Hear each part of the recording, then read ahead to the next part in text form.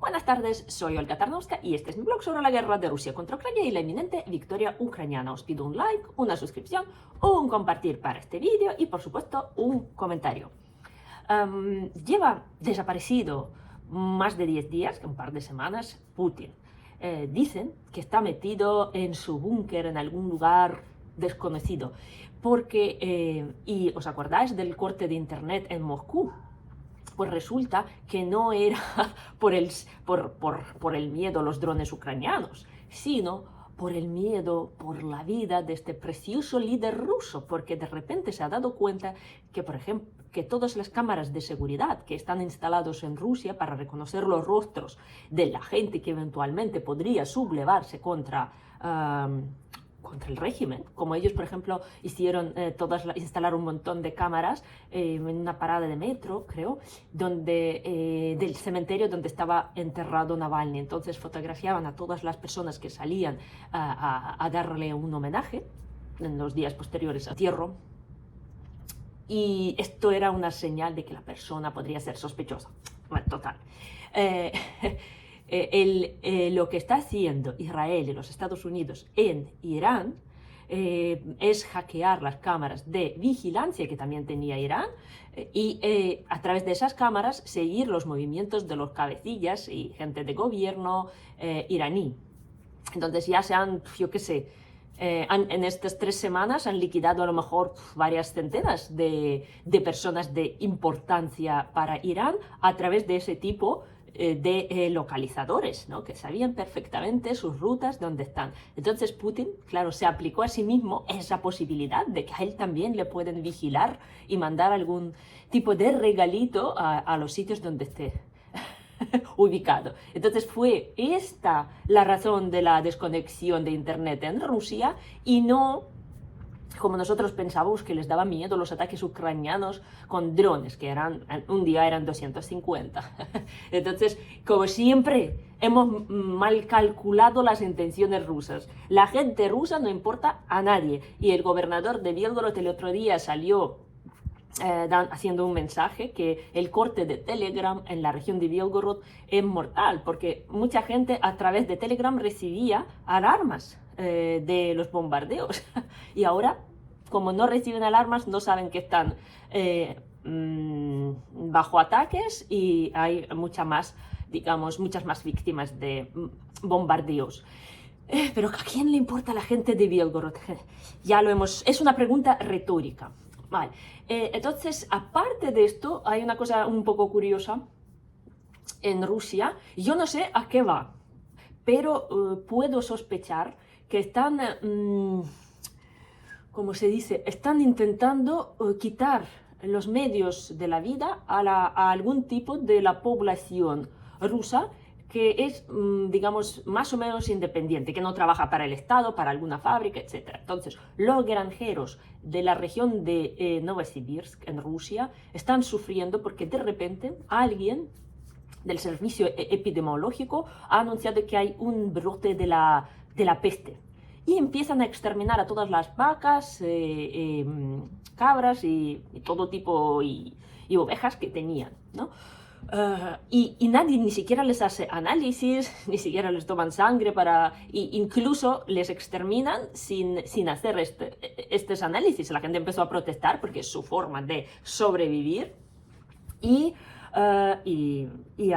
obviamente eran como motines locales en los pueblos en los pueblos de esa región y hay bastante revuelta porque por lo visto hay mucha gente que se dedica a la ganadería y es dramático, ¿no? Encima dice que les obligan a hacer fosas y comprar inyecciones mortales para matar a sus propias vacas y vienen policías, la gente de rosguardia para ejecutar esas operaciones contra las vacas. No sé a qué viene esto, a lo mejor vosotros tenéis algún tipo de ideas, porque sí, la Unión Soviética al principio, para obligar a la gente a ir a los kolhos, les quitaban las vacas, ¿no? Y todo el ganado que tenían, en Ucrania especialmente, que aquí era la tierra de los ganaderos, pero no les mataban, solo les confiscaban y los ponían a la disposición común. Pero esto es algo súper friki. También es algo friki que Lukashenko ahora, después de negociar con la delegación de norteamericanos, pues suelta 250 presos políticos y le quitan las sanciones de sus fertilizantes de potasio. porque por lo visto, por todo el tema de la guerra en Irán, suben algunos productos y es uno de ellos y hay un déficit. Así que Lukashenko feliz de la vida, incluso parece que le han invitado a los Estados Unidos, antes estaba sancionado, y Putin está preocupado que su mujer más querida de repente va a visitar a Trump, no lo sabemos. Entonces esta noticia es curiosa, ¿no? Y además Lukashenko es un tío muy listo, porque de repente detiene a la gente en la calle, dice que son opositores políticos, algo que a lo mejor de opositor tenían poco y nada, y luego los intercambia por las sanciones. Se ha montado un tinglado, un negocio bastante bueno. Bueno, entonces, Ucrania sigue destruyendo algunos objetivos de la infraestructura tanto petrolera como militar rusa. Y como esto es algo que pasa todos los días, se nota que se trata de una estrategia a largo plazo. Ucrania ya se lo ha puesto en el punto de mira y ya vamos a por ello. Por supuesto, nuestros drones no tienen un potencial destructivo muchas veces. Entonces, no es destruir la infraestructura, de momento es dañarla. En algunos casos, destruir. Por ejemplo, en el caso de la fábrica que estaba, creo que en Kursk, si no me equivoco, o en Briansk o en Kursk, a 100 y pico kilómetros de la frontera con Ucrania. Entonces fue una fábrica donde hacían los microchips. Entonces, ahí ya participó la aviación ucraniana, porque los misiles que impactaron en esa fábrica y eran muy destructivos y la pararon, fueron lanzados desde aviones. Y ya poco a poco Ucrania empieza a dominar, tampoco nos pasemos, ¿no? A entrar y poner en peligro el espacio aéreo ruso. ¿Os acordáis que antes nunca podíamos permitirnos salir con nuestros aviones fuera de nuestras fronteras o atacar algo así tan lejos? Ahora sí. Y dicen que es un punto muy importante para un futuro, digamos, estratégico ucraniano, ¿no? Porque si Ucrania se propone limpiar sus territorios de los rusos, lo que tenemos que tener es una aviación mucho más fuerte que la suya. Es como la primera condición. Entonces Ucrania va hacia esa condición, que todavía es una cosa, digamos, que está al inicio, pero también yo he escuchado que Zelensky, que estamos ahora dándonos muchos pegotes diciendo que vamos a mandar nuestras tropas a Irán, que la gente en Ucrania está un poco desconfiando de esa decisión, porque sí, hemos mandado como 228 instructores y especialistas en drones a varios países del Oriente Medio para edificar, digamos, una barrera antidrón en estos países. Pero estamos en guerra. Los rusos nos mandan cientos de drones todos los días. O sea, no nos podemos permitir el lujo de mandar nuestras tropas o nuestros mejores hombres, que son, porque esa gente seguramente está preparadísima por ahí. Así que esto es un recelo que tenemos todos los ucranianos y ojalá no nos perjudiquen esas, digamos, acciones para recibir los likes, ¿no?, de nuestro presidente. Aparte, que a Trump le da igual. Trump siempre nos sigue culpando. Por mucho que hagamos, Trump ha dicho que no le ayudamos en nada y que Zelensky es la última persona a quien pediría ayuda y que no sé qué, no sé cuánto. O sea, seguimos en las mismas. Pero claro, para Ucrania ya Trump ya lo tenemos encajado, ¿no? Pero tal vez las relaciones en el Oriente Medio sí que para nosotros podrían ser importantes a nivel de dinero y financiación de algunos proyectos, y ojalá lo gestionemos bien. Vale, entonces, ¿qué más tenemos?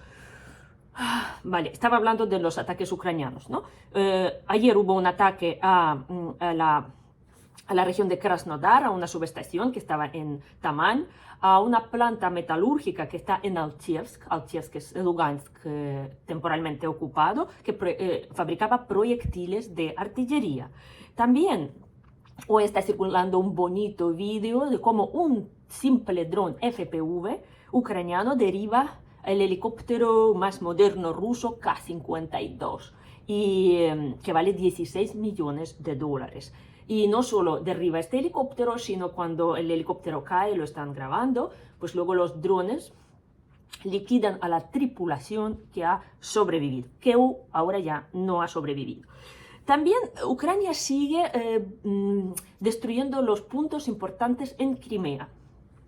Es algo que ya estamos escuchando y hoy he oído hablar a un experto que dice que si Ucrania consigue desactivar Crimea, ponerlo en una situación, digamos, militarmente complicada y ir despejándolo de las tropas rusas, para nosotros sería mucho más fácil cortar todo lo que es el mar de Azov, Mariupol, Berdyansk, etc. Y garantizar una línea, digamos, de no acceso de las tropas rusas. Y a partir de allí nos sería más fácil ir recuperando Donbass. O sea, Crimea, eso, claro, yo no soy experta militar, según ellos, algunos, es el punto clave por donde donde está la muerte del malo, ¿no? Que muchas veces por donde hay que empezar. Vale, entonces, una fábrica de mantenimiento y reparación fue atacada en Crimea, que se llamaba Granit. Se dedicaban a reparar sistemas antiaéreos, S-400, S-300, Tor, Buk, etc. Y también han sido impactados varios puntos de deslocamiento en Sebastopol, almacenes en Donetsk y Gerson. Los rusos también nos siguen bombardeando. Estamos hablando de Odessa, con Shahets, una casa residencial. En Kharkiv fue atacado otra vez una ambulancia, 2 heridos en este caso. En Zaporizhia hay un muerto, 2 heridos por el ataque ruso.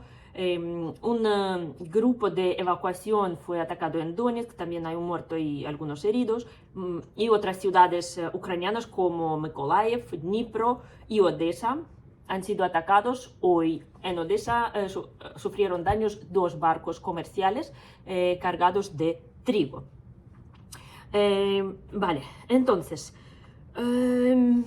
¿qué pasa con las negociaciones de paz? Ahora están parados. Aunque la delegación ucraniana se fue estos días a los Estados Unidos, los rusos por lo visto no van a ir y se va a hablar de alguna cosilla, pero claro, Rusia ahora se siente mucho más potente que antes. Y si antes estaban saboteando esas negociaciones, ahora que ven la perspectiva de la guerra de Irán, con la subida de precios de petróleo, pues, las negociaciones lo van a pasar por la piedra. Porque ya dice Spiegel que si la guerra dura hasta septiembre, en Oriente Medio, Putin va a poder recibir 250.000 millones de dólares por el petróleo y por gas, porque con gas también empieza a haber bombardeos de pozos, de plantas de extracción o liquidación, y es bastante peligroso porque también va a pegar un subidón.